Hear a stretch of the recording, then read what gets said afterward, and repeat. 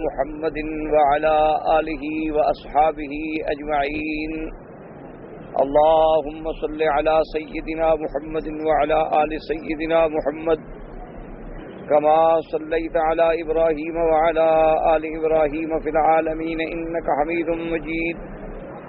قال الله تبارك وتعالى في كلامه المجيد: أعوذ بالله من الشيطان الرجيم. بسم الله الرحمن الرحيم. إذ قالت الملائكة يا مريم إن الله يبشرك بكلمة منه اسمه المسيح عيسى ابن مريم وجيها في الدنيا والآخرة ومن المقربين ويكلم الناس في المهد وكهلا ومن الصالحين. قالت رب أنى يكون لي ولد ولم يمسسني بشر قال كذلك الله يخلق ما يشاء إذا قضى أمرا فإنما يقول له كن فيكون. سورۃ آل عمران کی ان آیات مبارکہ میں حضرت عیسیٰ علیہ السلام کے بارے میں اللہ تبارک و تعالی نے ذکر فرمایا ہے. جیسا میں نے کل کے درس میں عرض کیا تھا کہ چونکہ یہ واقعہ اس لیے تفصیل سے بیان کیا گیا کہ حضور صلی اللہ علیہ وسلم کے زمانے میں یہود بھی موجود تھے اور نصارہ بھی موجود تھے. تو نصرانیوں نے محبت میں اتنی غلو کیا کہ عیسیٰ علیہ السلام کی الوہیت کے، ابنیت کے، تثلیث کے قائل ہو گئے، اور یہودیوں نے اتنا تفرید کی کہ نعوذ باللہ عیسیٰ علیہ السلام پہ تہمتیں لگا ڈالی، ان کی والدہ پہ تہمتیں لگا ڈالی، انہیں قتل کا کوشش کی اور پھر ان کے مقتول ہونے کا دعویٰ کیا. تو قرآن چونکہ آخری کتاب ہے اور آقا انعامدار صلی اللہ علیہ وسلم چونکہ خاتم الانبیاء والمرسلین ہیں، آپ کے بعد کسی نبی نے نہیں آنا، کسی کتاب نے نہیں آنا، کسی شریعت نے نہیں آنا، تو یہ ضروری تھا کہ اس قصے کو اتنا منقح کر دیا جائے، اتنا صاف کر دیا جائے کہ حق والے حق کو پہنچ جائے اور جو جھوٹے ہیں ان کا جھوٹ جو ہے بالکل تشت باب ہو جائے. اس کے بعد بھی اگر کوئی ہلاکت پہ مصر ہے تو پھر اس کی شقاوت قلبی ہے اور اس کی بدقسمتی ہے، ورنہ اللہ کے قرآن نے اس مسئلے کو بالکل واضح فرما دیا. اور دوسری وجہ اس کی یہ تھی کہ حضرت عیسیٰ علیہ السلام جو ہیں وہ بنو اسرائیل کے آخری رسول ہیں. یعنی بنو اسرائیل میں اللہ نے بڑے انبیاء بھیجے، ہزاروں انبیاء آئے، لیکن سب سے آخری رسول بنی اسرائیل جو ہیں وہ حضرت عیسیٰ علیہ السلام. اب حضرت عیسیٰ علیہ السلام کے 600 سال بعد اللہ نے نبوت جو ہے وہ بنو اسرائیل کے بجائے ولد اسماعیل میں منتقل کر دی، اور سب سے آخری نبی سرکار مدینہ صلی اللہ علیہ وسلم آپ ولد اسماعیل سے تشریف لے آئے. تو اب آخری نبی جو بنو اسرائیل کا آخری پیغمبر ہے، اللہ نے انہیں آسمانوں پہ زندہ رکھا کہ جیسے حضور صلی اللہ علیہ وسلم ولد اسماعیل کے پیغمبر ہیں اور تمام نبیوں کی تصدیق کرنے والے ہیں. جتنے انبیاء گزرے حضور صلی اللہ علیہ وسلم نے سب کی تصدیق فرمائی کہ تمام انبیاء برحق، تمام رسول برحق، لا نفرق بین احد من رسلہ، ہم کبھی یہ تفریق نہیں کرتے کہ ایک نبی پر ایمان لائیں اور ایک کا انکار کریں، بلکہ ہم سب انبیاء پر ایمان لائیں. اب حضور کے بعد تو نبوت نبی آنا نہیں، تو اللہ کا یہ نظام ہے، سنت اللہ ہے کہ ہر نبی ایک دوسرے کی تصدیق کرتا ہے. یعنی جو نبی پہلے گزر گیا اس کے بعد جو نبی آئیں گے وہ پہلے کے مصدق ہوں، ان کے بعد جو نبی آئے گا وہ پہلے کا مصدق ہو، اس کے بعد جو نبی آئے گا وہ اس کی تصدیق کرے. اب حضور پاک نے تو تمام انبیاء کی تصدیق فرما دی، 1,24,000 پیغمبروں کی تصدیق فرما دی، اور اللہ اپنی قضاء و قدر میں یہ فیصلہ فرما چکے ہیں کہ حضور آخری نبی ہے، لا نبی بعدہ، ولا رسول بعدہ ولا کتاب بعد کتابہ ولا شریعت بعد شریعتہ ولا معصوم بعدہ. حضور صلی اللہ علیہ وسلم کے بعد نبی کوئی نہیں. تو اب یہ ضرورت تھی کہ اللہ کے اس طریقہ کار کو، اس سنت جاریہ پر، کہ اللہ نے پھر آخری بنو اسرائیل کے نبی کو آسمانوں میں بٹھا دیا کہ وہ آخر زمانے میں اترے اور شریعت محمد مصطفیٰ کے تابع بھی ہوں اور مصدق بھی ہوں کہ محمد مصطفیٰ آخری نبی ہیں، خاتم الانبیاء ہیں، آپ کا دین ہی صحیح دین ہے اور اسی دین کے تابع وہ زندگی گزاریں اپنی موت آنے تک. تو اللہ کی اس میں یہ حکمتیں تھیں، اس لیے اللہ نے اس قصے کو بڑا کھول کھول کے بیان فرمایا ہے. حتیٰ کہ بی بی مریم کی ولادت کا ذکر فرمایا، ان کی والدہ کی منت کا ذکر فرمایا، پھر ان کی تربیت و کفالت کا ذکر فرمایا، پھر بی بی مریم علیہ السلام کے کرامات کا ذکر فرمایا، پھر دعوت زکریا کا ذکر فرمایا، پھر ولادت یحییٰ علیہ السلام کا ذکر فرمایا، اور اس کے بعد پھر اللہ نے بی بی مریم علیہ السلام کی عظمتوں کا ذکر فرمایا. اب اس کے بعد فرماتے ہیں کہ بی بی مریم علیہ السلام کو اللہ نے ملائکہ بھیجی اور حکم دیا کہ یا مریم ان اللہ یبشرک بکلمۃ منہ اسمہ المسیح عیسی ابن مریم. اب یہ بات بھی سمجھ لیں کہ حضرت عیسیٰ علیہ السلام جو ہیں، آپ کا اسم مبارک جو ہے وہ تو ہے عیسیٰ،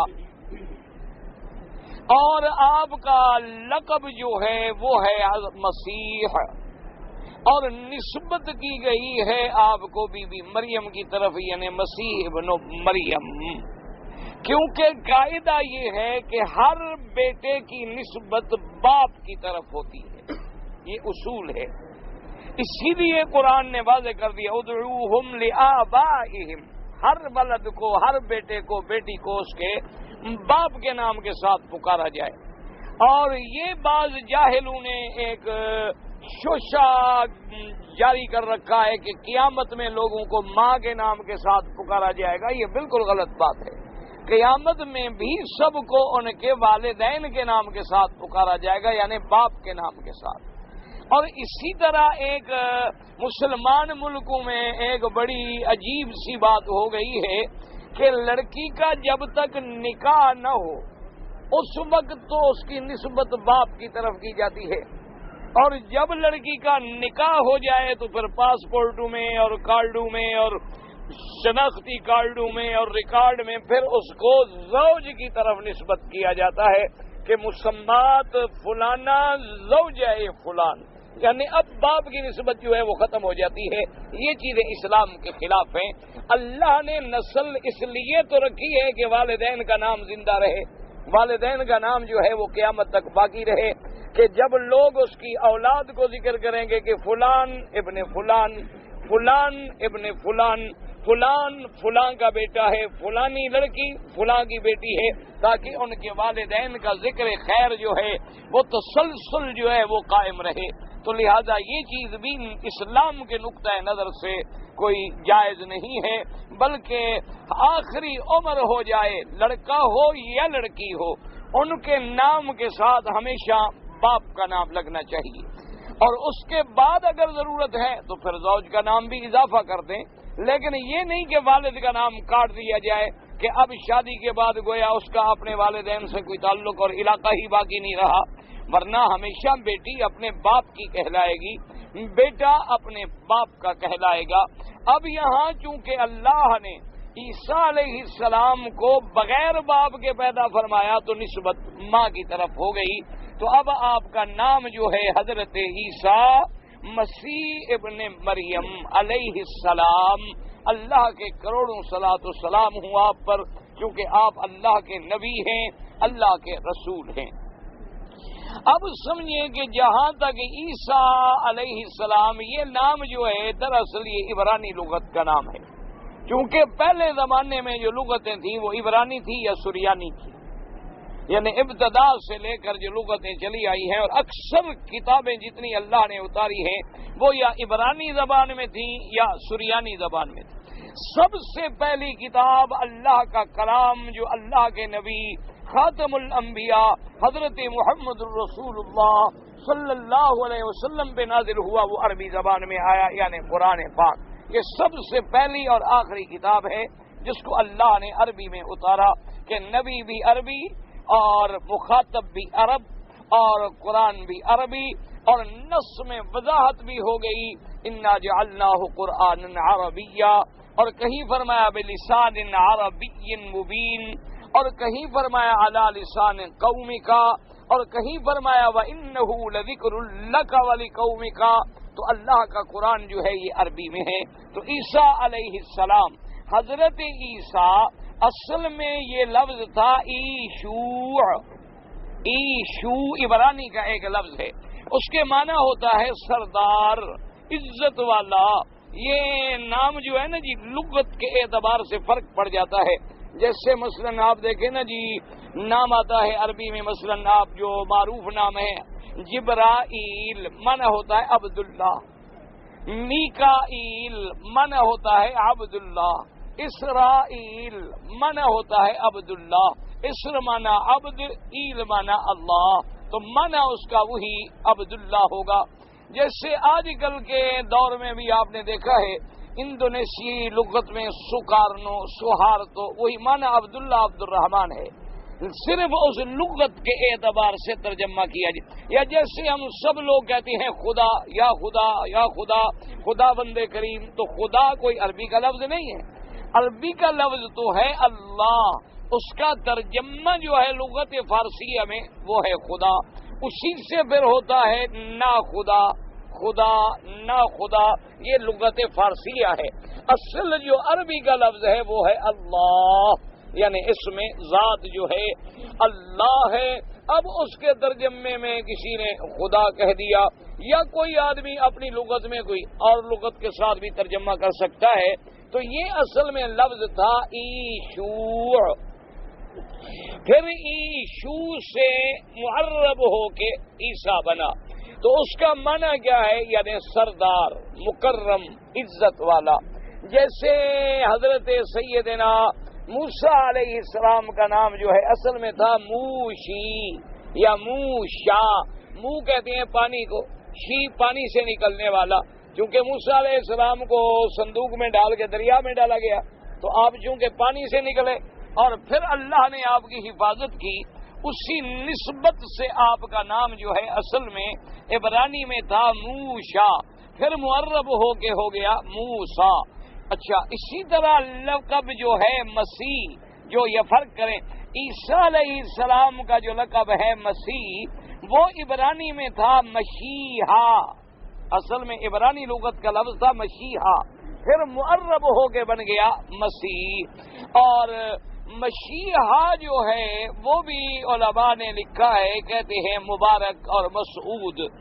تو اچھا، ایک لفظ یہی لقب بعین ہی دجال کا بھی ہے، دجال کا لقب بھی ہے مسیح الدجال، وہ لفظ جو مسیح دجال کے ساتھ ہے وہ عربی ہے بالاجماع، یاد رکھیں، وہ لفظ جو ہے وہ عربی ہے اور بالاجماع عربی ہے، اس میں کوئی اختلاف نہیں ہے کہ وہ عبرانی ہے یا سریانی ہے، وہ عربی کا لفظ ہے۔ مسیح ہے مسوح سے، مسوح کا معنی کسی چیز کو مٹا دینا، زائل کر دینا، جیسے آپ کہتے ہیں نا جی مساحتو یا ممسوح یا مسا کرتے ہیں، تو آپ بھی گویا کہ سر سے کوئی چیز ہے تو اس کو مٹا دیتے ہیں۔ تو دجال کا لقب مسیحی کیوں بنا؟ کہ وہ اس سے بھی ہر خیر اور بہتری کی علامتیں جو تھیں وہ مٹا ڈالی گئیں، پوچھ دی گئیں، اس لیے اس کا لقب بنا مسیح۔ اب دجال، اب اس میں شر ہی شر ہے، خیر کا کوئی پہلو باقی نہیں رہا۔ اور اسی طرح مسیح الدجال ممسوح العین بھی ہے، کیونکہ دجال جو ہے وہ ایک آنکھ سے کانا ہوگا، اعور ہوگا، اور اس کی آنکھ بھی ایک ایسی ہوگی کأنہا عنبۃ طافیۃ، جیسے انگور کو پھاڑ دو نا جی، کھل کے یوں باہر نکل آئے، ایسے اس کی آنکھ کا اندر کا ڈھیلا جو ہے وہ باہر نکلا ہوا ہوگا، اور وہ بے نور ہوگا اور وہ کانا ہوگا، اور ممسوح ہوگا، اس میں خیر کی کوئی بات نہیں ہوگی، اس کا ہر پہلو جو ہے وہ شر ہوگا۔ لیکن خدا کی شان دیکھیں، ایسے لوگ بھی اس زمانے میں موجود ہوں گے جو اس کانے کو بھی خدا بنا لیں گے، یعنی جس کی اپنی آنکھ نہیں وہ بھی خدا بن گیا۔ کتنی عقل کی بات ہے، کتنی ہمت کی بات ہے کہ ابھی خدا کانا ہے، لیکن جناب وہ حکم کرے گا کہ چلو جہاں کہے گا وہ چل پڑیں گے۔ زمینوں کو حکم دے گا سونا نکالو، زمینیں سونا نکال دیں گی، اور نہروں کو حکم دے گا کہ چلو تو نہریں چلنی شروع ہو جائیں گی۔ چلتی ہوئی نہروں کو حکم دے گا کہ تھم جاؤ، وہ تھم جائیں گے۔ لوگ کہیں گے ہاں دیکھا یہی تو ہے سب کچھ، بس یہ اسی شکل میں نیچے اتر آیا ہے۔ تو یہ ہماری قوم جو ہے نا جی، ہر دور میں ایسے لوگ پیدا ہوتے ہیں، حالانکہ لیکن اللہ کی شان ہے جو ایمان والے ہوں گے وہ اس دجال کو دیکھیں گے تو حضور نے جو نشانیاں بتلائی ہیں وہ پہچان لیں گے، اور حضور نے ایک بہت بڑی واضح علامت بتلائی۔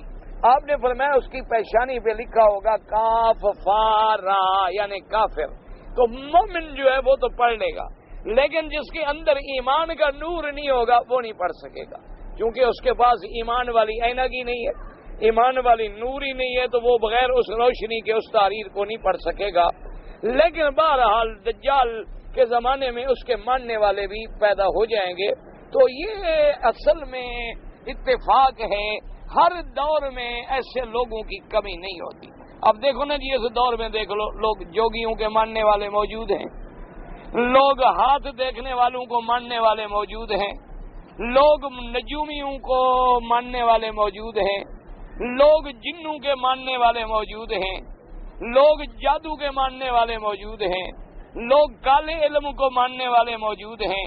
اچھا، لوگ جو ہے جناب جو خود مر گئے، فوت ہو گئے، قبروں میں چلے گئے، ان کو حاجت روا ماننے والے موجود ہیں، حالانکہ خود قبر پہ کھڑے ہیں، دیکھ رہے ہیں کہ یہ اللہ والے تو خود فوت ہو گئے، بھئی جو اپنی زندگی نہیں بڑھا سکے تو ہمیں کہاں سے زندگی دے دیں گے؟ جو اپنی زندگی میں اضافہ نہیں فرما سکے، جو اپنی حیات کو دائمی نہیں بنا سکے، جو اپنی حیات کو ذرا لمبا نہیں کر سکے کہ چلو اور تھوڑا لوگوں کی ہدایت کا کام ہو جائے، تو وہ ہماری زندگی میں کیا اضافہ کر سکتے ہیں؟ یہ دیکھ رہے ہیں، لیکن پھر بھی ہاتھ باندھ کے کھڑے ہیں کہ مہربانی کرو شیخ، ہم پر رحم کرو، ہمارے حالات پہ رحم کرو، ہماری مشکلات دور کر دو۔ تو یہ بدقسمتی ہے، اللہ پاک رحمت۔ اچھا، آپ نے دیکھا ہوگا کتنے لوگ ہیں سڑکوں پہ بیٹھے ہوتے ہیں، وہ اپنے پیسے لینے والے کے ہاتھ دیکھ کر قسمت کا حال بتاتے ہیں۔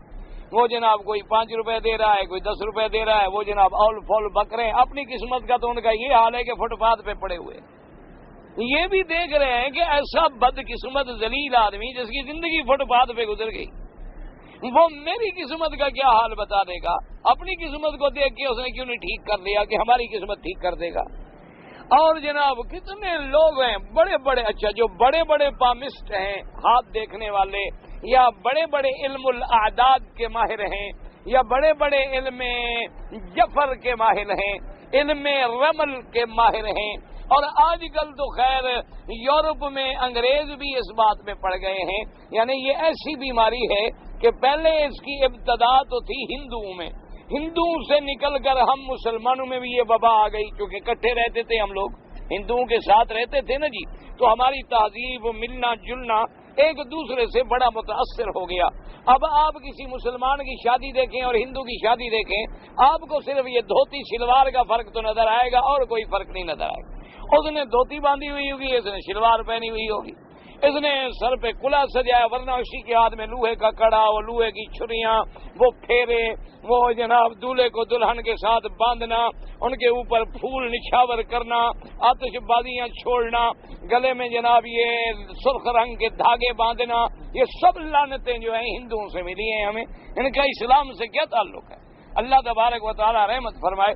اچھا، اسی طرح جو ہندو کرتا ہے بھگوان کے آگے ہاتھ باندھ کے کھڑا ہے، بھجن گا رہا ہے، اسی طرح ہم قوالی گا لیتے ہیں، وہ بھجن گاتے ہیں، ہم قوالی گا لیتے ہیں، وہ پرشاد تقسیم کرتے ہیں، ہم لنگر تقسیم کرتے ہیں، وہ پھولوں کی چادریں اپنے دیوی دیوتا پہ چڑھاتے ہیں، ہم اپنے بزرگوں کی مزاروں پہ چڑھاتے ہیں، وہ وہاں جا کے جناب رام رام کرتے ہیں، ہم یہاں جا کے یا شیخ یا پیر یا دستگیر کرتے ہیں۔ تو یہ ساری اصل میں بلائیں ہمارے اندر اس ہندو سے آئی تھی۔ اب یہ نکلتی ترقی کی، چونکہ ہندو وہاں بھی پہنچ گئے، تو اب یہ انگریز جو بڑے اپنے آپ کو سمجھدار لوگ کہتے ہیں، ان میں بھی آ گئی۔ اب وہاں بھی علم الحاضرات آ گیا ہے، وہ بھی کمرے کا اندھیرا کر دیتے ہیں، ایک گلاس پانی کا بھر کے ایک گلاس خالی جو ہے میز پہ رکھ دیتے ہیں، اور اس کے بعد آپ کو بٹھا دیں گے، وہ اپنے عمل پڑھنے شروع کر دے گا، وہ کہے گا جناب اب تمہارے مردے کا روح جو ہے نا اس گلاس میں آ جائے، اور پھر وہ تم سے باقاعدہ باتیں کرے گا۔ اچھا، بعض بڑے بڑے لوگ جو ہیں ان سے علم کے زور سے آپریشن کروائے جا رہے ہیں کہ جی وہاں عورت ہے اور وہاں مرد ہے، اور وہ بس ایسے علم کے زور سے لٹا دیتی ہے، اور انگلی سے بس یوں کیا آپریشن ہو گیا، بس پتھری نکال لی، پھر یوں کیا آپریشن ٹھیک ہو گیا۔ بس کئی پڑھے لکھے لوگ جا کے علاج کرا رہے، مہینے 2 مہینے کے بعد ہو تو سارا ہپنوٹائزم اور مسمرزم ہے، مہینے 2 مہینے کے بعد پھر وہی ہو گئی بات۔ وہ بھی کیا ہوا؟ اس نے کہا جی بس ہمارے اندر کوئی غلطی رہ گئی ہو۔ تو یہ ساری اصل میں وبائیں ہیں۔ تو اس دور میں دجال کے ماننے والے بھی بڑے آئیں گے، اس کے بعد بھی بڑی فوجیں ہوں گی۔ اب دیکھیں نا، حضور کے زمانے میں مسیلمہ ابن الکذاب جھوٹا نبی پیدا ہوا، اس کے ماننے والے بھی موجود تھے۔ حضرت صدیق کے زمانے میں 70,000 کا لشکر لے کے لڑنے کے لیے وہ آیا، 70,000 تو فوج لے کے آیا، کتنے لوگ تھے ماننے والے؟ اسود انسی پیدا ہوا، ماننے والے لوگ آ گئے۔ ایسے ایسے جھوٹے نبی پیدا ہوئے جن کے ماننے والے لاکھوں سے بڑھ گئے۔ تمہارے ہاں مرزا قادیانی پیدا ہوا، اب بھی لاکھوں اس کے ماننے والے موجود ہیں، چینل پہ باقاعدہ اب تو اس کے خطبے دکھائے جاتے ہیں اور جمعہ کے اس کی تقریریں سنائی جاتی ہیں، اور مسلمان بیچارے دیکھتے ہیں، جو نہیں جانتے ان بیچاروں کو کیا پتا کہ پگڑی ہے، داڑھی ہے، ہاتھ میں عصا ہے، وہی الحمدللہ نحمدہ ونستعینہ، وہی سنت کے مطابق خطبہ ہے، قرآن کی آیتیں ہیں۔ اب ان کو کیا پتا کہ اصل کون ہے؟ یہ پتا تو تب ہوتا ہے جو آدمی قادیانیت کے سمجھنے والا ہو، ورنہ ہر آدمی باطل جو ہے وہ دھوکہ تو اصل کے نام پہ دیتا ہے نا جی۔ کبھی کوئی کہتا ہے کہ میں باطل ہوں، ہر آدمی کہتا ہے کہ میں سچ ہوں۔ تو اس لیے بہرحال لیکن ایمان والے جو ہیں وہ دجال کو نہیں مانیں گے۔ حضور نے فرمایا کہ اس کے ساتھ ایک جنت بھی ہوگی اور جہنم بھی ہوگی، دجال کی اپنی جنت جہنم ہوگی۔ تو وہ جو اس کو مان لے گا جنت میں داخل کر دے گا، جو اس کا انکار کرے گا جہنم میں ڈال دے گا۔ لیکن حضور پاک نے فرمایا کہ اے میرے ماننے والو، اس کی جو جہنم ہوگی وہ دراصل جنت ہوگی، اور جو اس کی جنت ہوگی وہ دراصل جہنم ہوگی، کیونکہ جو اس کا متبع بن گیا وہ تو حقیقی جہنم میں چلا گیا، اور جس نے اس کا انکار کیا وہ حقیقی جنت میں چلا گیا۔ تو اس لیے بہرحال اس کا لقب بھی ہوگا مسیح الدجال۔ باقی یہ جو لوگوں نے مشہور کر رکھا ہے نا فلاں کوئی بھی کانا ہو تو کہتے ہیں دجال ہے، یہ غلط باتیں ہیں، اس کا اپنا ایک وقت ہے، وہ اپنے وقت میں ظاہر ہوگا۔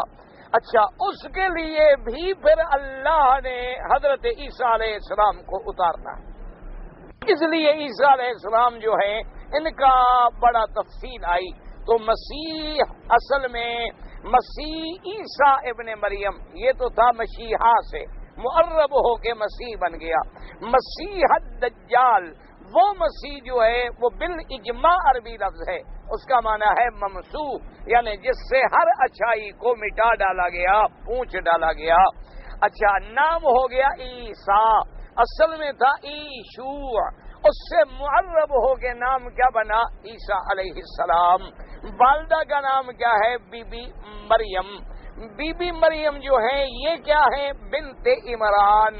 ان کی والدہ کا نام قرآن نے تو ذکر نہیں کیا، لیکن سابقہ کتابوں میں ہمیں ملتا ہے ان کا نام تھا بی بی حنا۔ حنا حنان سے ہے، تو یعنی شفقت کرنے والی ماں، مہربانی کرنے والی ماں۔ تو اب جناب اس واقعے میں آیا کہ اللہ نے ملائکہ کو بھیجا کہ جا کے بی بی مریم کو خطاب فرمائیں، لیکن اب اسلوب جو ہے نا اس میں ذرا اختلاف۔ یہاں قرآن کیا کہتا ہے؟ اذ قالت الملائکۃ یا مریم ان اللہ یبشرک بکلمۃ منہ اسمہ المسیح عیسی ابن مریم۔ اللہ فرماتی ہیں کہ یاد کریں میرے مدنی صلی اللہ علیہ وسلم، یعنی یہاں عامل جو ہے محذوف ہوتا ہے، اصل عبارت یوں ہوتی ہے کہ وذکر یا محمد صلی اللہ علیہ وسلم، میرے مدنی یاد فرمائیں اس وقت کو، اس زمانے کو جب ملائکہ نے آ کے بی بی مریم سے کہا لیکن جب آپ سورت مریم پہ نظر ڈالیں گے تو وہاں قرآن جو ہے ایک دوسرے اسلوب میں واقعہ بیان، وہاں فرماتے ہیں وَاذْكُرْ فِي الْكِتَابِ مَرْيَمَ إِذِ انتَبَذَتْ مِنْ أَهْلِهَا مَكَانًا شَرْقِيًّا فَاتَّخَذَتْ مِنْ دُونِهِمْ حِجَابًا فَأَرْسَلْنَا إِلَيْهَا رُوحَنَا فَتَمَثَّلَ لَهَا بَشَرًا سَوِيًّا قالت انی اعوذ بالرحمن منک ان کنت تقیا قال انما انا رسول ربک لیہب لک غلاما زکیا۔ اب فرق ملاحظہ کریں، یہاں ہے ملائکہ، جمع کا صیغہ ہے، یاد رکھو، اذ قالت الملائکۃ یا مریم، یہاں ملائکہ ہے، اور وہاں قرآن فرماتا ہے فارسلنا الیہا روحنا، کہ ہم نے بھیجا کس کو؟ فقط جبرائیل علیہ السلام جب آئے فَتَمَثَّلَ لَهَا بَشَرًا سَوِيًّا، وہ ایک بشر کی شکل میں، انسان کی شکل میں، اللہ کا نوری فرشتہ جو ہے وہ انسانی لباس میں آ گیا۔ تو جب بی بی مریم کی جب نظر پڑی تو بی بی مریم حیران ہو گئی کہ بھی میں جوان لڑکی ہوں اور یہ سامنے ایک غیر محرم آدمی ہے اور بڑا خوبصورت جوان ہے اور میری طرف آ رہا ہے۔ تو فوراً بی بی نے کہا انی اعوذ بالرحمن منک ان کنت تقیا، کہ اے آنے والے میں اللہ اپنے رحمان کے نام کے ساتھ پناہ پکڑتی ہوں، تم میری طرف کیا آ رہے ہو؟ اللہ سے ڈرنے والے ہو تو ہٹ جاؤ، ایک غیر عورت کے ساتھ غیر محرم کے قریب آنے کی کوشش کیوں کر رہے ہو؟ تو فوراً جبریل علیہ السلام اللہ کے حکم سے بول پڑے، قال انما انا رسول ربک لیہب لک غلاما زکیا۔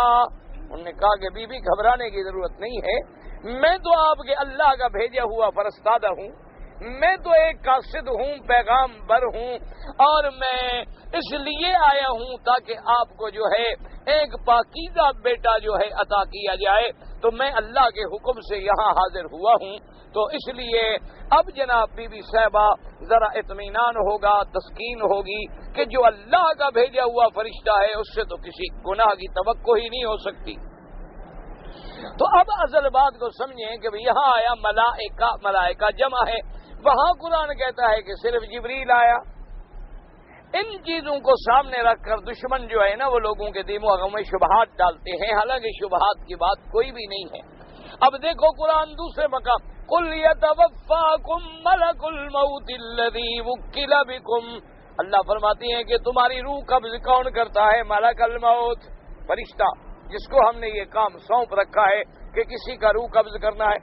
دوسری جگہ قرآن فرماتا ہے تَوَفَّتْهُ رُسُلَنَا، ہمارے فرشتے جب ان کے روحوں کو لیتے ہیں۔ اور تیسری جگہ قرآن کہتے ہیں اللہ یتوفی الانفس حین موتها۔ چوتھی جگہ فرماتے ہیں هو الذی یتوفاکم باللیل، تو اللہ کی طرف نسبت ہے۔ تو حالانکہ یہ اختلاف نہیں، اصل روح قبض کرنے والے کون ہیں؟ اللہ، اور ڈیوٹی جس کے ذمے ہے وہ کون ہے؟ ملک الموت، فرشتہ اسرائیل جسے آپ کہتے ہیں، یا اسرائیل، دونوں نام اصل میں اسرائیل تھا، تو بعض لوگ اسر کو از پڑھتے ہیں تو اسرائیل بنا، پھر الف اڑ گیا عین لگ گئی تو اسرائیل بن گیا، اصل میں نام ان کا اسرائیل تھا۔ تو ملک الموت جو ہے اس کی ذمہ داری ہے۔ اب ملک الموت کے ساتھ فرشتوں کی فوجیں ہیں، بعض فرشتے رحمت والے ہوتے ہیں اور بعض فرشتے جو ہیں وہ عذاب والے ہوتے ہیں۔ جب مومن کی روح قبض کرنی ہو تو رحمت کے فرشتے آ جاتے ہیں، اور کافروں کی روح قبض کرنی ہو تو عذاب والے فرشتے آ جاتے ہیں۔ تو اب کسی جگہ ملک الموت کا ذکر ہے، دوسرے فرشتوں کا ذکر نہیں، کسی جگہ دوسرے فرشتوں کا ذکر ہے، ملک الموت کا ذکر نہیں، اور کسی جگہ صرف اللہ کی ذات کا ذکر ہے، کسی کا بھی ذکر نہیں، چونکہ اصل روح قبض کرنا جو ہے وہ تو اللہ کی ذات کا، اللہ پاک کے حکم سے ہے۔ تو اس لیے یہاں بھی سمجھیں کہ اللہ نے جو مخاطب ہے وہ تو جبرائیل ہے، اور جس نے پھونک ماری وہ جبرائیل ہے، لیکن جبرائیل جب اترتے ہیں تو ان کے ساتھ اور ملائکہ بھی ہیں اور فرشتے بھی ہیں اللہ تبارک و تعالیٰ کے۔ تو کہیں اللہ نے جمع کا صیغہ استعمال فرمایا اور کہیں اللہ نے حضرت جبریل علیہ السلام کا انفرادی طور پہ ذکر فرمایا۔ دونوں آیتوں میں کوئی تعارض یا کوئی اشتباہ نہیں ہے۔ اور کبھی یہ بھی ہوتا ہے کہ آدمی ایک ہو لیکن عزت کے لحاظ سے جمع کا صیغہ استعمال کیا جاتا ہے. جیسے کوئی بڑا آدمی ہو نا تو آپ کہتے ہیں جی آپ کب تشریف لائے، وہ کہتے ہیں جی ہم جو ہے نا کل پہنچے ہیں. اگر کوئی میرے جیسا غریب فقیر ہو تو وہ کہے گا میں کل آیا ہوں، وہ افراد کا صیغہ استعمال کرے گا. جو بڑے ہوتے ہیں تو وہ کہیں گے ہم نے یہ کیا ہے، ہم نے یہ کہا ہے، حالانکہ کہنے والا صرف ایک ہوتا ہے. تو کبھی جمع کا صیغہ تعظیم کے لیے بھی بولا جاتا ہے. تو اس لیے چاہے وہ جبریل، جیسے اللہ نے فرمایا ان ابراہیم کان امۃ قانتا، ابراہیم علیہ السلام اکیلے ہیں لیکن اکیلے گویا امت ہیں پوری، یعنی ابراہیم کی اتنی بڑی شان ہے. اس لیے بعض علماء نے فرمایا کہ کبھی جمع کا صیغہ عظمت کے لیے، شان کے لیے، احترام کے لیے بولا جاتا ہے.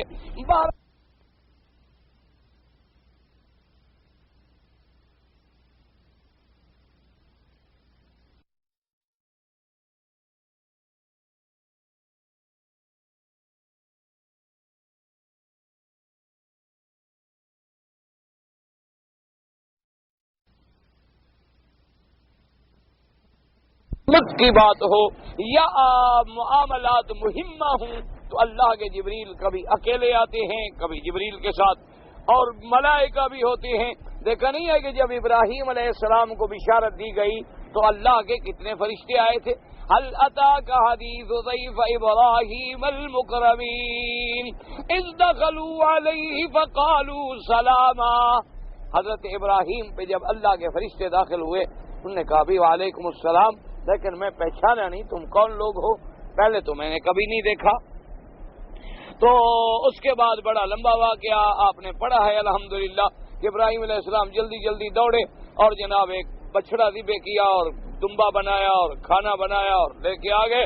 اب وہ بیٹھے ہوئے ہیں، حضرت ابراہیم فرماتے ہیں کھاؤ، چپ کر کے بیٹھے. حضرت ابراہیم علیہ السلام گھبرا گئے، بھی اچھے مہمان ہیں کھانا نہیں کھاتے. تو انہوں نے فرمایا کیا بات ہے؟ انہوں نے کہا اللہ کے نبی ہم تو فرشتے ہیں، فرشتے تو کھانا کھانے سے پاک ہیں، ہم تو کھانا کھاتے ہی نہیں ہیں، اللہ نے تو ہمارے اندر ہی ایک معقولات مشروبات کی حاجت ہی نہیں رکھی ہے. تو انہوں نے جناب پھر پوچھا ما خطبکم، اچھا اتنے فرشتے جو آئے ہو تو پھر وجہ کیا ہے تمہارے آنے کی؟ تو کبھی فرشتہ ایک بھی کافی ہے، کبھی فرشتوں کی جماعتیں آ جاتی ہیں، کبھی فرشتوں کے پورے پرے کے پرے اترتے ہیں. جیسے احادیث میں آتا ہے جہاں قرآن کی مجلس ہو، حدیث کی مجلس ہو، اللہ کا ذکر ہو، آسمان کے فرشتے سایہ کر کے اوپر کھڑے ہو جاتے ہیں. اللہ کے فرشتوں کی کوئی کمی تو نہیں ہوتی. تو اس لیے بہرحال اس کے اندر جو ہے وہ کوئی تضاد یا اس کے اندر کسی قسم کا کوئی تفاوت اور اختلاف نہیں. اچھا اسی طرح سے یہ دیکھیں اللہ پاک رحمت فرمائے، اصل مسئلہ یہ ہوتا ہے دعا کرو کہ اللہ ہم سب کی ہدایت کا فیصلہ فرمائے. دل سے دعا کیا کریں اللہ ہم سب کو ہدایت عطا فرمائے. اور ہمارے وہ ایک عزیز ہیں مولانا زکریا رحمۃ اللہ علیہ تھے، بہت بڑے عالم تھے اور بہت بڑے مجاہد تھے، فوت ہو گئے. ان کے بیٹے ہیں ارشد زکریا، انہوں نے بھی دعا کے لیے کہا ہے اللہ ان کو بھی ہدایت نصیب فرمائے، قرآن اور علم نصیب فرمائے، حرمین کی زیارت نصیب فرمائے. اللہ ہمارے بچوں کو، آپ کے بچوں کو، ہر مسلمان کے بچوں کو صالح بنائے اور ظاہری باطنی بیماریوں سے اور بری صحبتوں سے محفوظ فرمائے. تو دعا کیا کریں. اب دعا کے علاوہ حل کوئی نہیں، ورنہ مشکل مسئلہ یہ. اب دیکھیں نا جی، ایک آدمی کو آپ اینک دے دیں اور اس کا رنگ سبز ہو، اس کو سارا ملک سبز نظر آتا. اچھا اس میں اگر سرخ شیشہ ڈال دیں تو سارا ملک سرخ نظر آئے گا، اگر سفید ڈال دیں تو پھر ہر چیز اپنی حقیقت پہ نظر آئے گی. اس لیے جن لوگوں کے دماغ میں بدعات اور شرک بھر گیا ہے نا جی، ان کو بھی اللہ معاف کرے. ایسی کوئی شرک کی اینک لگی ہوتی ہے آنکھوں پر کہ اللہ کے قرآن سے بھی وہ اپنے مسئلے ڈھونڈتے رہتے ہیں بیچارے. اب جناب دیکھیں نا اسی بی بی مریم کے قصے میں انہوں نے بھی ایک مسئلہ ڈھونڈا. انہوں نے کہا جی جب حضرت جبریل آئے تو انہوں نے کیا کہا؟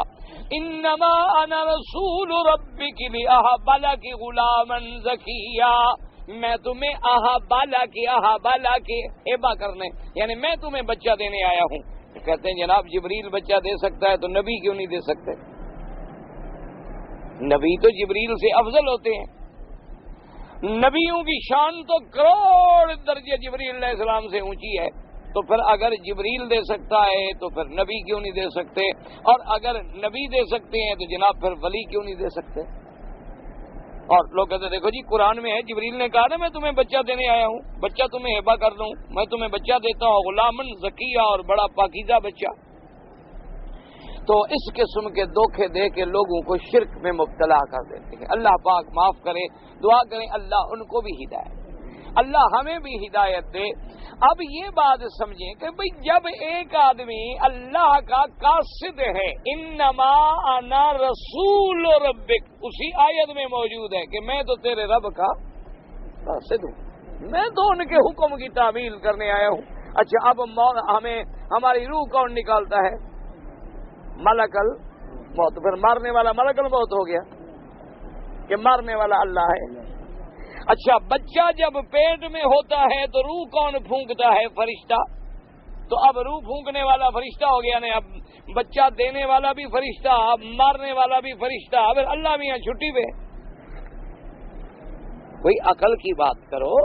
یہاں اللہ نے حضرت جبریل کو حکم دیا کہ جا کے بس میرے حکم کی تعمیل کرو۔ حکم کس کا ہے؟ جبریل علیہ السلام تو مجرد ایک قاصد، جیسے بادشاہ کسی قاصد کو حکم دے کہ کسی دوسرے کے بعد بھیجے، اب وہ جاہل کہے کہ ذرا اس کو بدل دو، آگے کر دو، ایک نقطہ آگے کر دو، پیچھے کر دو، ایک جملہ اور لکھ دو، کہے گا عقل کی بات کرو، میں تو قاصد ہوں، میری تو ذمہ داری یہ ہے کہ جو پیغام ہے میں دیانت امانت کے ساتھ پہنچا دوں۔ جب اسی آیت میں موجود ہے کہ انما انا رسول ربک، میں تیرے رب کا قاصد ہوں، تو پھر جبریل بچہ تھوڑے دے رہا ہے، بچہ تو اللہ دے رہے ہیں۔ اور آگے کہہ رہے ہیں کہ جب بی بی نے کہا کہ جبریل عجیب بات ہے، مجھے بچہ کہہ رہا ہوگا، تو انہوں نے کیا کہا؟ میں جو دے رہا ہوں۔ پھر کیسے ہونے کا کیا مطلب؟ دیکھو نا، جب اگر جبریل بچہ دینے والے ہوتے وہ یہی کہتے ہیں نا کہ بھئی میں جو دے رہا ہوں، کیسے کا کیا؟ انہوں نے کہا کالا کذالک اللہ یفعل ما یشاء، تیرا اللہ جو چاہے کر، یہ اللہ کا کام ہے، یخلق ما یشاء، جو چاہے پیدا کر دے۔ تو اب جبریل کیا کہہ رہا ہے کہ بچہ کون دے گا؟ اللہ دے گا یا میں دے رہا ہوں؟ لیکن ہمارے عقیدے تو اتنے بگڑ گئے ہیں۔ ایک کتاب میں لکھا ہے کہ ایک بزرگ ایک پیر کی خدمت میں ایک ان کا مرید حاضر ہوا، وہ کتاب میرے پاس موجود ہے الحمدللہ۔ تو اس نے کہا کہ حضرت میری اولاد نہیں ہوتی، مہربانی کریں۔ تو حضرت نے فرمایا کہ بھئی یہ مسئلہ بڑا مشکل ہے، اولاد جو ہے اب بس نہیں ہے تو صبر کرو۔ اس نے کہا نہیں حضرت۔ تو آپ نے کہا اچھا ایسا کرو کہ تم میری پشت سے پشت ملاؤ۔ تو مرید نے آ کے حضرت اپنے مرشد کی پشت سے پشت ملا دی، تو حضرت کا جو نطفہ تھا اپنی صلب میں وہ ادھر منتقل ہو گیا۔ اور خدا کے لیے اگر یہی دین ہے نا تو کوئی انگریز پڑھے گا وہ کہے گا جوتے لے لو، مارو 100 بھول کے گنو ایک۔ کافر کو جو پڑھاؤ وہ کہے گا ڈرامہ ہے، کوئی دین ہے، مذہب ہے کہ پشت سے پشت لگا کے بچہ منتقل ہو رہا ہے۔ انا للہ و انا، دعا کرو اللہ ہدایت۔ اچھا پھر اتنے بڑے ڈٹھائی ہے، ڈھیٹ لوگ ہیں، کتابوں میں لکھ دیتے ہیں او بھائی چلو تیرے دماغ تک کوئی بات تھی، تیرے دماغ میں کوئی خلل تھا تو اپنے دماغ میں ہی رہنے دیتا، کتابوں میں لے کے ساری دنیا کے عقیدے بھی خراب کرو، پریشان بھی کرو۔ اچھا چلو اگر بزرگ اتنی طاقت رکھتے ہیں کہ بچہ دے دیں تو پشت ملانے کی کیا ضرورت تھی؟ کہتے تھے بابا ٹھیک ہے ہم نے دے دیا بچہ، بس ہوئے تمہیں بچہ مل جائے گا۔ اچھا اگر یہ کہیں گے نہیں جی ہم تو بزرگوں سے دعا کراتے ہیں، تو پھر پشت لگانے کا کیا مطلب ہے؟ وہ تو صلب سے منتقل ہو رہا ہے۔ انا للہ و انا الیہ راجعون۔ اللہ پاک سے دعا کرو اللہ ہدایت عطا فرمائے۔ اللہ اگر حکم دے تو آمنا و صدقنا، یاد رکھو اللہ اگر اب اللہ نے حکم دیا جبریل کو آمنا، یہاں اب دیکھیں کہ کیا کہہ رہے ہیں، قرآن پڑھو تو سارے مسئلے حل ہو جاتے ہیں، لیکن باطل لوگ جو ہے نا ان کا قاعدہ یہ ہے، وہ کہتے ہیں قرآن بھی نہ پڑھو، قرآن والوں کے قریب بھی نہ جانا، ان کی بات کبھی نہ سننا، ان کو پتا ہے کہ جب روشنی ہوگی تو سب کچھ نظر آ جائے گا۔ دیکھو نا جی اندھیرا ہو، کہیں کانٹے پڑے ہیں، کہیں سانپ پڑا ہے، کہیں بچھو پڑا ہے، آپ فوراً بٹن پہ ہاتھ رکھ دیں، بلب جل جائے، فوراً نظر آ جائے گا یہ کانٹا ہے، یہ بچھو ہے، یہ سانپ ہے، یہ لکڑی ہے، یہ سیدھا راستہ ہے۔ اسی لیے وہ کہتے ہیں کہ حق والوں کی بات نہ سننا، کیونکہ اگر قرآن سن لیا تو قرآن نور ہے، جب روشنی آئے گی تو ہمارا شرک اور بدعت کے جو عمارتیں ہم نے کھڑی کی ہیں وہ ساری کی ساری دھڑام سے گر جائیں گی، اور یہ بندہ پھر ہمارے قریب کبھی نہیں آئے گا۔ اس لیے وہ ہمیشہ ان کو ایسے اندھیرے میں رکھتے ہیں کہ اگر تم نے منزل پہ پہنچنا ہے تو کسی لڑکی سے عشق کر لو، لڑکے سے عشق کر لو، قوالی کی محفلوں میں حاضر ہوا کرو، کسی گانے والے کے گانے میں ضرور بیٹھا کرو، اور کسی بزرگ کے مزار پہ عرس والے دن آ جاؤ تو بس سبحان اللہ، ساری 14 طبق تمہارے روشن ہو جائیں گے۔ کسی وہابی کے پاس نہ جانا، خبردار، یہ کیا ہے وہابی؟ کیوں؟ ان کو پتا ہے کہ یہ گیا قرآن سنا تو ہمارا تو سارا قصہ کہانی گیا، اس لیے وہ ڈراتے ہیں اللہ کے بندے اب قرآن پڑھو، سنو، غور کرو قرآن میں قرآن کیا کہتا ہے۔ اذ قالت الملائکۃ یا مریم ان اللہ یبشرک، اللہ اکبر، کہتے ہیں دیکھو جی فرشتوں نے کہا یا مریم، فرشتوں نے کیا کہا؟ دیکھو کہتے ہیں وہابی کتنے ظالم ہیں، کہتے ہیں یا رسول اللہ نہ کہو،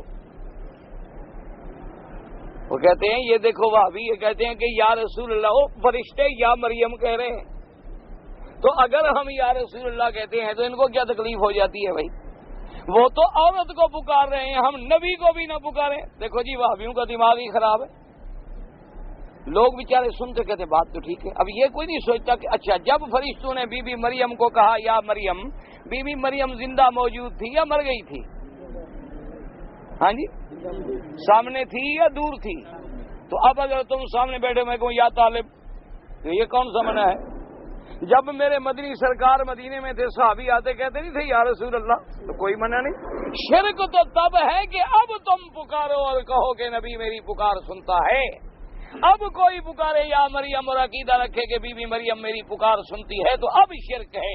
زندگی میں سامنے ہے تو پکارنا بلانا تو کوئی منع ہی نہیں، کوئی مسئلہ ہی نہیں۔ زندگی میں تو آدمی کہتا نہیں اب یا طالب یا ولدی یا استاد یا شیخ یا فلان، میرے استاد، میرے بیٹے، میری بیوی، میرے بچے، میری بہن یا اختی یا فلان یا یہ تو زندگی میں تو مسئلہ ہی کوئی نہیں۔ ملائکہ جب کہہ رہے ہیں یا مریم تو مریم سامنے بیٹھی ہوئی ہے۔ آپ تو ہمیں یہ دکھائیں کہ بی بی مریم کے مر جانے کے بعد کسی نے پکارا ہو یا مریم، پھر تو ہے مسئلہ۔ بلا وجہ کیوں لوگوں کی آنکھوں میں دھول جھونک کے لوگوں کے عقیدے خراب کرتے ہو؟ میرے مدنی کی وفات کے بعد، سرکار مدینہ کے روضہ مقدس مبارک میں چلے جانے کے بعد کوئی مائی کا لال جرت کر کے دکھائے کہ وہ کسی صحابی نے مکے میں مینا میں دور کھڑے ہو کے پکارا ہو کہ یا رسول اللہ، ایک صحابی کا قول دکھلا دو، ایک صحابی کا قول دکھلا دو۔ تم کہتے ہیں جی ہم محبت سے پکارتے ہیں، تو صحابہ کو محبت نہیں تھی؟ تمہاری محبت حضرت بلال سے بھی بڑھ گئی ہے، تمہارا عشق حضرت صدیق سے بھی بڑھ گیا ہے، ابو بکر و عمر عثمان و علی سے بھی بڑھ گیا ہے، بی بی فاطمہ الزہرا سے بھی بڑھ گیا ہے، رضوان اللہ تعالی علیہم اجمعین، کہ جس کے محبت کا یہ عالم ہے کہ حضور کی وفات کے بعد پھر بی بی فاطمہ الزہرا نے زمین پہ قدم نہیں رکھا، بستر موت پہ آپ سو گئی اور 6 مہینے کے اندر فوت ہو۔ یعنی اتنا فراق تھا کہ بی بی صاحبہ نے پھر زندگی کا مزہ ہی نہیں دیکھا، چلنا پھرنا ہی چھوڑ دیا۔ اور آپ کا قصیدہ ہے، فرمایا اب میرے مدنی میرے ابا، تمہاری جدائی سے مجھ پہ غموں کا ایک ایسا پہاڑ ٹوٹ پڑا ہے کہ اگر وہ دن پہ بھی ٹوٹتا تو دن رات میں تبدیل ہو جاتا۔ سبت علیہ مصائب لو انہا سبت علی الایام سرن لیالیا، کہ ایسی مصیبت ہم پہ آئی ہے اگر وہ دن کی روشنی پہ بھی آ جاتی تو دن جو ہے وہ بھی رات بن جاتے، ہم تو انسان ہیں۔ اور اس کے بعد بی بی صاحبہ کی وفات ہو گئی رضی اللہ تعالی عنہا۔ ایک دن آپ دکھا دیں کہ بی بی صاحبہ نے اپنے گھر سے بیٹھ کے پکارا ہو یا رسول اللہ۔ ایک ہے صرف اعتراض کرنا، اعتراض رکھ۔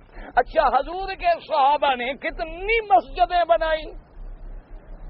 22 لاکھ مربع میل پہ اسلام کا پرچم لہرا دیا، تم نے تو 1 مربع میل پہ بھی اسلام کا پرچم نہیں لہرایا۔ تم نے تو کوئی 1.5 مربع میل پر بھی دین اسلام نافذ نہیں کیا. حضرت عمر کے زمانے میں 22 لاکھ مربع میل پہ اسلام پھیل گیا اور جہاں اسلام گیا مسجد بنی. حضور کے زمانے کے بعد سے لے کر تابعین خیر القرون کے زمانے تک ایک مسجد میں مجھے تاریخی مخطوطہ دکھا دیں کہ ایک کونے پہ یا اللہ اور دوسرے پہ یا رسول اللہ کسی نے لکھا ہو. آج کوئی مسئلہ سمجھائے تو کہتے ہیں جی وہابی ہے. اللہ کے بندے ندا صرف اللہ کے لیے ہے. سمجھو پکار کس کے لیے ہے؟ اللہ کے لیے ہے. اللہ کے سوا کسی غیر کو پکارو تو بس اسی کا نام شرک. اب یہ جو واقعات ہیں یہ تو اللہ ہمیں اپنے نبی کے زبان مبارک سے واقعہ سنا رہے ہیں کہ بی بی مریم کے زمانے میں واقعہ کیا پیش آیا. ہم نے ملائکہ کو حکم دیا, ملائکہ نے جا کے بی بی مریم کو یہ کہا, اس واقعے کو نقل کیا جا رہا ہے. یہ نہیں کہ فرشتے جو ہیں یا مریم کا وظیفہ پڑھتے تھے. اس لیے اب قرآن کہتے ہیں اذ قالت الملائکۃ یا مریم ان اللہ یبشرک. اب قرآن سمجھو کون خوشخبری کون دے رہا ہے؟ اللہ. تو اللہ دے رہا ہے کہ جبریل دے رہا ہے بچہ؟ وہ تو پہلے بھی اللہ, بعد میں بھی اللہ, دینے والا بھی اللہ, فرشتوں کو بھیجنے والا بھی اللہ, خوشخبری دینے والا بھی اللہ. فرشتے تو درمیان میں صرف قاصد ہیں, ان کے ذمے تو ڈیوٹی تھی کہ یہ میری بات پہنچا دو بس. ان اللہ یبشرک بکلمۃ.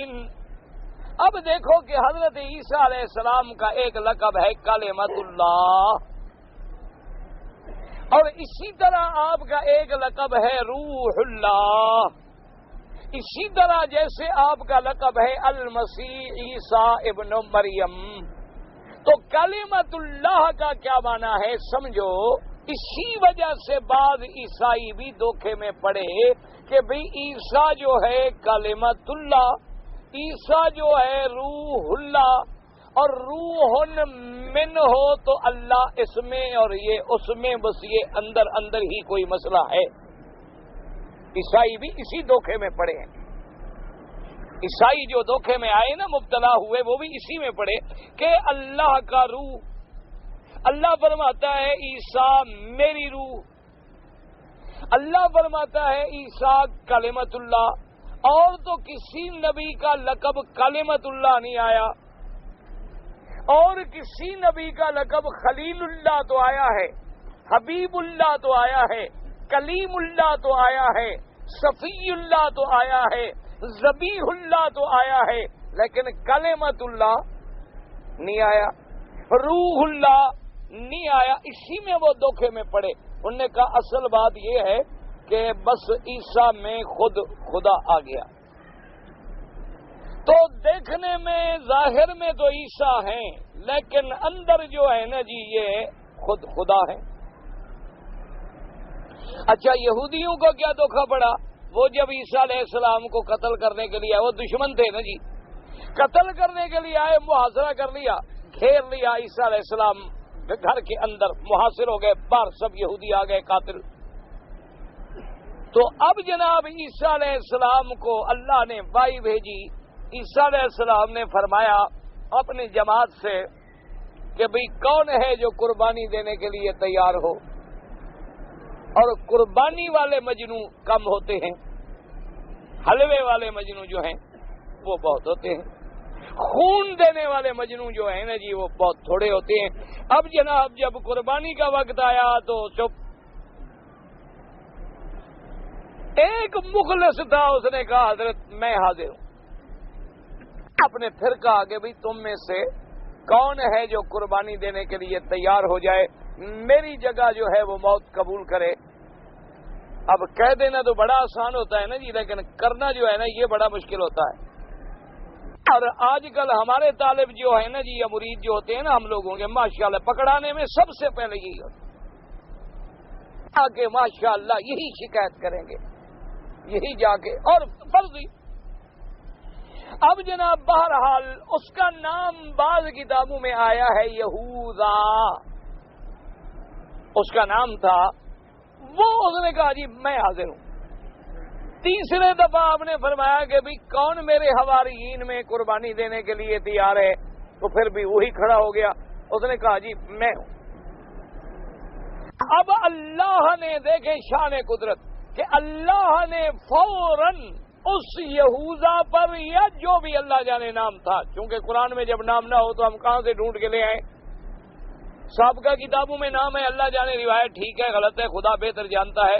بہرحال عیسیٰ علیہ السلام کے مخلصین میں آپ کے اصحابہ میں سے ایک آدمی تھا، اس پر اللہ نے حضرت عیسیٰ علیہ السلام کی شبیہ ڈال دی، اور عیسیٰ علیہ السلام کو اللہ نے حکم دیا فرشتوں کو کہ ایسے اٹھا لو آسمانوں پر۔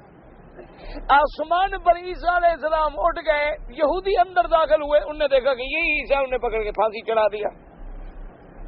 انہوں نے کہا عیسیٰ علیہ السلام کو ہم نے قتل کر دیا۔ عیسیٰ علیہ السلام تو قتل ہوا نہیں، ولیکن شبہ لہم، اللہ نے ان کو ایسے اشتباہ میں ڈال دیا کہ وہ اسی کو عیسیٰ سمجھتے رہے، حالانکہ عیسیٰ علیہ السلام کو اللہ نے اٹھا لیا تھا۔ تو یہود اس دشمنی میں پڑ گئے کہ وہ سمجھے کہ ہم نے عیسیٰ کو پھانسی چڑھا دیا ہے، اور عیسائی اس شبوں میں پڑ گئے کہ دیکھا نا جی، کبھی وہ عیسیٰ بن جاتا ہے، کبھی یہ عیسیٰ بن جاتا ہے، اور کبھی روح اللہ بن جاتا ہے۔ معلوم ہوتا ہے کہ اندر خود ہے۔ یہ ظاہر میں جو دیوتا ہے نا جی، یہ دیوتا ویوتا کچھ نہیں، اس میں بھگوان آ جاتا ہے۔ یہ ہندو کا بھی یہی عقیدہ ہے تناسخ الارواح کا، ہندو کا عقیدہ ہے حلول کا، کہ جب وہ جلا کے آتے ہیں نا، وہ کہتے ہیں کہ اب ابا ہمارا جو ہے نا کسی کتے کی شکل میں آ گیا، کسی کوے کی شکل میں آ گیا، اس کے اندر ابے کی روح جو ہے وہ سرایت کر گئی ہے۔ وہ کوا آگے بیٹھے گا نا، فوراً روٹی لے کے جاتے ہیں، ابا آ گیا، ابا آ گیا، ابا۔ ویسے یہ شکر ہے کہ ہندو کا باپ اکثر کتے کوے میں ہی آتا ہے، کسی شریف چیز میں نہیں آتا، کیونکہ جس کا جس سے تعلق ہو اسی میں ہی آئے گا نا۔ تعلق والی چیز میں اصل میں یہ عقیدے وہاں سے چلے تھے۔ اچھا، بگڑتے بگڑتے ہمارے مسلمانوں میں بھی آ گئے۔ اللہ ہدایت دے، دعا کریں اللہ ہدایت کے فیصلے فرمائے۔ ہمارے مسلمانوں میں بھی آ گئے، انہوں نے بھی کہا کہ ظاہر وچ ہے پیر فریدن، باطن وچ ہے خود اللہ، کہ ظاہر میں تو پیر فرید نظر آ رہا ہے لیکن اندر خود خدا ہے۔ یہ عقیدہ ہمارے اندر بھی آ گئی ہے۔ وہی مصیبت ہے جو چلی آ رہی ہے ابتدا سے، وہی چلتے چلتے چلتے چلتے یہاں بھی پہنچ گئی۔ حالانکہ بات یہ ہے، یاد رکھو، عیسیٰ اللہ کا عبد ہے، اللہ کا بندہ ہے، اللہ کا رسول ہے، اللہ کا نبی ہے، اللہ کا پیغمبر ہے۔ اللہ نے اپنی کمال قدرت سے ان کو کلمۃ اللہ کیوں کہا کہ وہ کلمہ کن سے پیدا ہوا ہے۔ باقی انبیاء کا سلسلہ جو ہے وہ تبالد و تناسل سے ہے، یعنی ماں باپ کے ملنے سے ہے، لیکن ایک نبی ایسا ہے کہ جو بغیر باپ کے صرف اللہ کے کلمہ کن سے پیدا ہوئے ہیں۔ جیسے اللہ نے آدم کو بغیر ماں باپ کے پیدا کیا، اسی طرح عیسیٰ علیہ السلام کو بھی بغیر باپ کے کلمہ کن سے پیدا کیا۔ تو چونکہ وہاں فرمایا کن فیکون، تو ان کا لقب بھی کلمۃ اللہ ہو گیا۔ اچھا، اب روح جو نسبت اللہ نے جیسے فرما دیا بیت اللہ، اللہ کا گھر، حالانکہ یہ اللہ اس میں رہتے تھوڑے، اللہ کا مقام تو عرش اعلیٰ ہے، اللہ کعبے میں تو نہیں رہتے ہیں، لیکن کعبے کو شرف مل گیا کہ اللہ نے کہہ دیا کہ میرا گھر ہے۔ اب روح تو سب میں اللہ نے پھونکی ہے، روح تو سب کی اللہ نے پیدا کی ہے، لیکن عیسیٰ علیہ السلام کی روح بطور خاص جبریل کے ذریعے پھونک مار کے ڈالی گئی، اس روح کو اللہ نے اپنی طرف نسبت کر دی تاکہ عیسیٰ علیہ السلام کی عظمتوں میں اضافہ ہو جائے۔ اللہ آپ کو بھی مجھے بھی صحیح عقیدہ سمجھنے کی توفیق دے۔ کہتا ہے جی جو رقم میں نے لوگوں کو قرضہ دی ہوئی ہے اس کی بھی زکوٰۃ دینی پڑے گی یا نہیں پڑے گی؟ بھئی اس میں مسئلہ یہ ہے، اگر قرضہ ملنا یقینی ہے کہ تمہیں ملے گا زکوٰۃ دے دو، اگر تمہیں ڈر ہے کہ پتہ نہیں ملے گا یا نہیں ملے گا تو زکوٰۃ نہ دو، انتظار کرو، جب وہ رقم مل جائے تو سب زکوٰۃ دینی پڑے گی۔ مثلا 2 سال کے بعد ملے تو 2 سال کی زکوٰۃ دینی ہوگی، 3 سال کے بعد ملے تو 3 سال کی زکوٰۃ دینی ہوگی، زکوٰۃ تو ہم نے دینی ہے۔ اچھا، اگر ڈوب گئی کہ قرضہ تم نے کسی ایسے شریف آدمی کو دیا کہ جس نے ماشاءاللہ اپنا مال سمجھ کے ختم کر لیا، تو پھر جب اصل ہی ڈوب گیا تو زکوٰۃ کا تو سوال ہی پیدا نہیں ہوتا۔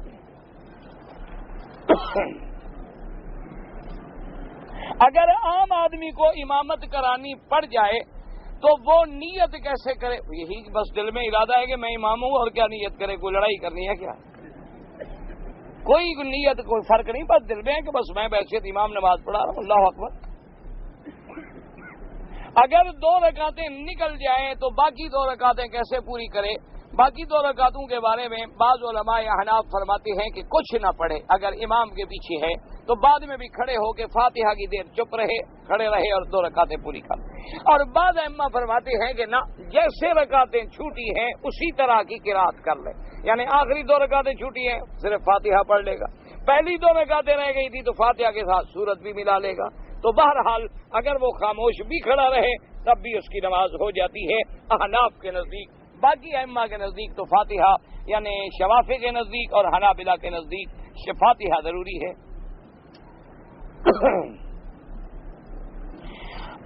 وہابی کی طرف داری کر کے حضور کی شان کم کرنے کی کوشش کر۔ حضور کی شان کس نے کم کی ہے؟ اللہ حضور کی شان کم کرنے والوں پر لعنت کرے، اور اگر تم نے جھوٹ لکھا ہے تو پھر تمہارے لیے کیا بد دعا کروں؟ تمہارے لیے میں دعا کرتا ہوں اللہ ہدایت، اللہ مجھے بچائے بد دعا کر رہے ہیں۔ اگر عمرے کے لیے آیا ہوں اور رمضان میں اعتکاف بیٹھ جاؤں اور 2 شوال کو چلا جاؤں تو چلے جائیں، اگر قانون اجازت نہیں دیتا تو چلے جائیں، کیونکہ یہ اسلامی حکومت ہے، ان کے قانون کو نہ توڑیں۔ ایک ہوتا ہے کہ آدمی 2 دن 4 دن لیٹ ہو گیا، یہ مسئلہ نہیں ہے۔ ایک یہ ہے کہ جس مقصد کے لیے آیا ہے اس کے بجائے پھر اور مقاصد حاصل کرنے شروع کر دے، پھر جب تمہیں اللہ موقع دے تو آ جانا۔ باقی حج کا فرض ہونا جو ہے وہ استطاعت کے ساتھ ہے، کہ دولت ہو، پیسہ ہو، آنے جانے کی طاقت ہو اور رکاوٹ بھی کوئی نہ ہو۔ اگر تمہیں اجازت مل جائے پھر حج کر کے جاؤ، اگر نہ ملے چلے جاؤ۔ درس قرآن کے وقت میں ہم قرآن پڑھیں یا درس سنیں، اصل بات یہ ہے کہ درس سنو گے تو قرآن سمجھو گے، تو جب سمجھو گے نہیں تو پڑھنے کا فائدہ۔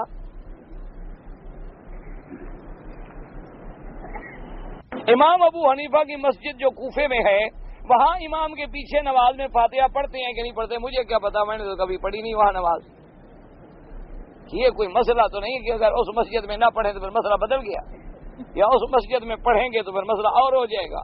مسئلہ اپنی جگہ ہے، امام تو بدلتے رہتے ہیں۔ میں تو گیا نہیں، مجھے نہیں پتا، جس چیز کا پتہ نہیں میں کیا بتاؤں۔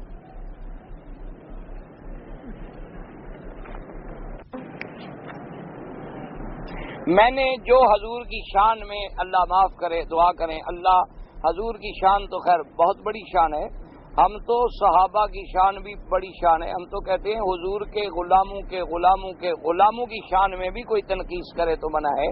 اگر آپ کو میرے کسی لفظ سے ایسی بات محسوس ہوئی ہے تو کیسٹ موجود ہیں، مجھے آ کے ملو، کیسٹ لے آؤ، مجھے سناؤ، تاکہ اگر میری غلطی ہے تو میں توبہ کروں، اور اگر تم نے غلط سمجھا ہے تو پھر تم توبہ کرو۔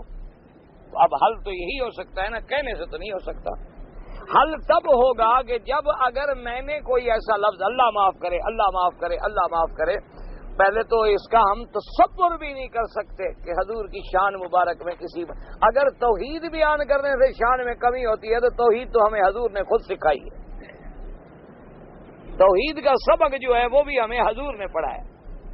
بہرحال اگر تمہیں میرے کسی لفظ پہ اعتراض ہے تو میں حاضر ہوں، کیسٹ لے لو، جس دن کی کہو یہ لڑکا بیٹھا ہے اس دن کی کیسٹ اس سے لے لو، اور فارغ ٹائم میں عشاء کے بعد میرے ساتھ آ جاؤ، مجھے وہ کیسٹ سناؤ کہ جناب یہ لفظ ہیں جن سے نعوذ باللہ، اللہ نہ کرے، خاکم بدہن کے لفظ سے حضور کے شان میں کوئی ذرا کمی آتی ہے، اگر اس میں میری زبان سے کوئی کوتاہی ہے تاکہ میں توبہ کر لوں، اور اگر تم نے غلط سمجھا ہے تو تم مہربانی کر کے چٹ لکھنے سے توبہ کرو، تاکہ دونوں کی عاقبت تو ٹھیک ہو جائے نا۔ ہمدردی کا معنی تو یہ ہوتا ہے نا، اعتراض کرنا ہمدردی نہیں ہوتی، ہمدردی کا معنی ہوتا ہے کہ ہم ایک دوسرے کو اس کی بات پیار سے، محبت سے پہنچائیں۔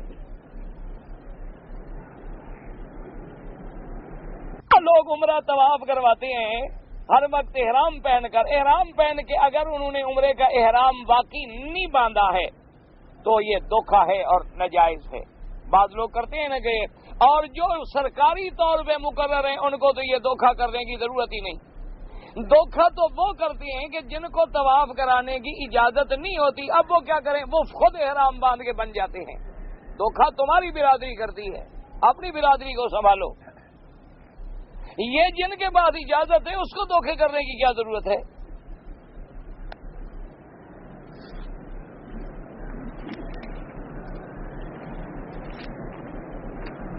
ہم دبئی سے آئے، پہلا میقات عمرے سے ہم نے احرام باندھا، عمرہ کیا، ٹھیک ہے۔ اب اگر ہم جیرانہ سے عمرہ کرنا چاہیں یا مسجد تنعیم سے، بالکل احناف اور شوافی کے نزدیک عمرہ ہو جاتا ہے، لیکن افضل یہ ہے کہ طواف زیادہ کرو۔ اللہ اکبر۔